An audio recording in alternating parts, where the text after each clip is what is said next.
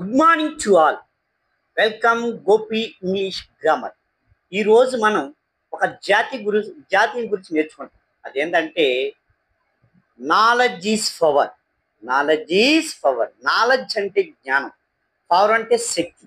Knowledge is power అంటే జ్ఞానమే శక్తి అని అర్థం. ఐశ్వర్యం, తెలివితేటలు, అధికారం ఇలాంటివన్నీ మనుషులు ఒక రకమైన బలాన్ని ఇస్తాయి. అలాగే ఒక మనిషి చదివిన చదువు, అతను సంపాదించుకున్న జ్ఞానం కూడా అతనికి చెప్పలేనంత బలం ఇస్తుంది. అయితే మిగతా అన్ని రకాల బలం కన్నా జ్ఞానం వల్ల వచ్చే బలం చాలా శక్తివంతమైనది.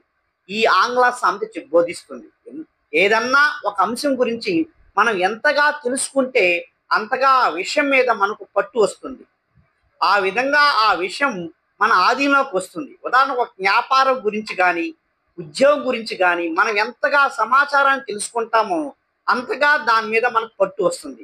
కొత్త సంగతులు తెలిసే కొద్దీ మరింత చక్కగా, మరింత సమర్థవంతంగా ఆ పని చేయగలుగుతాం.